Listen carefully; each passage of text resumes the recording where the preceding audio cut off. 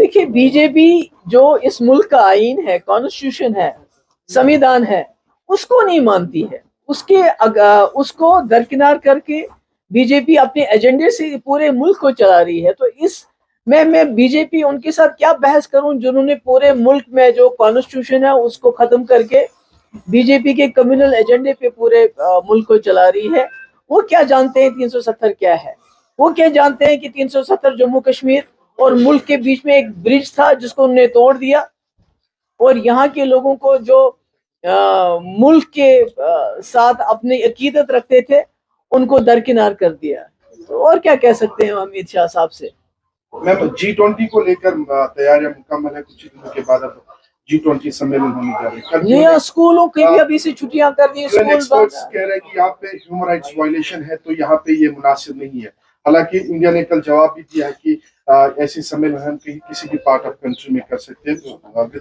نہیں، وہ تو کسی بھی پارٹ میں کر سکتے ہیں، مگر کہیں جہاں جو کشمیر میں ہو رہا ہے، جو یہاں پکڑ دکڑ کا ماحول ہے، جو یہاں پر کریک ڈاؤنز ہو رہے ہیں، جو یہاں پر روز این آئی اے اور دوسری agencies S I A S U I پتہ نہیں کیا کیا ایجنسیز ہیں ان کے چھاپے ڈالے جا رہے ہیں، جس طرح اسکولوں کو بند کیا جا رہا ہے 10 دن کے لیے، جس طرح دکانداروں کو یہ بتایا گیا ہے کہ آپ اپنی دکانیں کھلی رکھیں گے.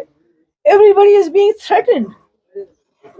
تو ایسے میں آپ G20 میں جموں کشمیر کو ایک ٹرافی کی طرح پیش کرنا چاہتے ہو. دیکھو جی، جموں کشمیر میں سب کچھ ٹھیک ٹھاک ہے، اور آپ بھی لوگ جانتے ہیں، میں بھی جانتی ہوں کہ جموں کشمیر میں کیا ٹھیک ہے.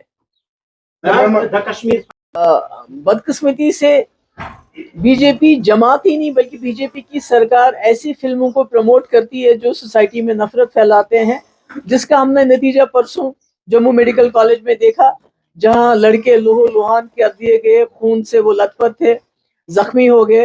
اور مسئلہ یہی تھا کہ جو کیرلا سٹوری کی فلم کی بات اس کے اوپر بحث ہوئی تھی. تو یہ جماعتی نفرت پھیلا رہی ہے، جماعتی چاہتی ہے لوگوں کو لڑانا. اور اس کے بارے میں پہلے کشمیر فائلز اور اب یہ کیرلا لو سٹوری جو بھی کچھ ہے، تو یہ تو مجھے لگتا ہے کہ جو کرناٹکا کے لوگوں نے اس میں عقل مندی دکھائی تو پورے ملک کو اس میں عقل مندی دکھانے کی ضرورت ہے. میم پولیٹیکل پارٹیز اب آہستہ آہستہ سپریم کورٹ کا دروازہ کھٹکھٹا رہی ہے کہ یہاں پہ الیکشن کمیشن آف انڈیا کیوں چناؤ نہیں کر رہا ہے.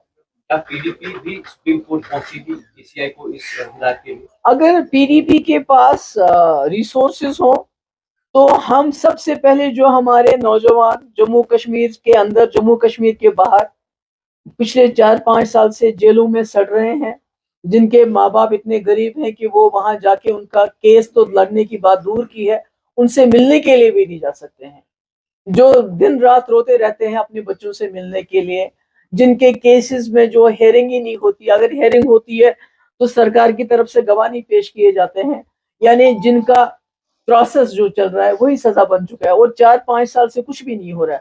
تو اگر ہمارے پاس وسائل ہو تو ہم سپریم کورٹ میں جا کے ان کا کیس لڑیں گے.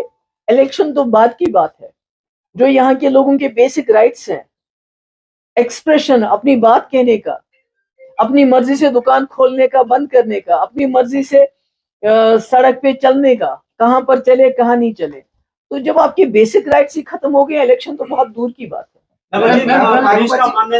فاروق صاحب کو جو ہے عمر فاروق صاحب کو پچھلے 5 سال سے ہاؤس اریسٹ رکھا گیا ہے. کشمیری پنڈتس کہتے ہیں کہ 90 میں ہمارے کچھ لوگوں کی موت بھی واقع ہوئی، اس میں بھی ایسی ہی کیسز کو نہیں. دیکھیے اگر کوئی ملوث ہے، اگر مولوی فاروق صاحب کے جنہوں نے ان کو شہید کیا ہے ان کو پکڑیں، یا جنہوں نے ہمارے کشمیری جو پنڈت بھائی ہیں ان کی ہلاکتیں ہوئی ہیں ان کو پکڑیں، اس کے تو خلاف کوئی نہیں ہے. مگر میں یہ پوچھنا چاہتی ہوں کہ جو کشمیری پنڈت یہاں 30 سال سے رہ رہے تھے، جنہوں نے کشمیر نہیں چھوڑا تھا، آج وہ جموں کیوں بھاگ گئے ہیں؟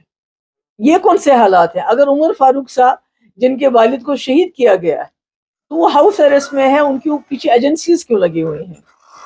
محبوبہ جی، جب آپ کی گورنمنٹ تقریباً 11,000 بچوں کو آپ نے کیس ریموو کیا گیا، تو آج کی گورنمنٹ جو ہے ان بچوں کو واپس پولیس اسٹیشن لا رہی ہے اور یہی کہہ رہی ہے کہ جب تک G20 ختم ہو جائے آپ کو صبح شام پولیس اسٹیشن میں ہی رہنا پڑے گا. وہ تو میں نے پچھلی بار بھی آپ کو کہا ہے کہ پہلے بھی پکڑ کے لیتے تھے، اب G20 کی وجہ سے اور بھی زیادہ پکڑ دکڑ ہو گئی ہے.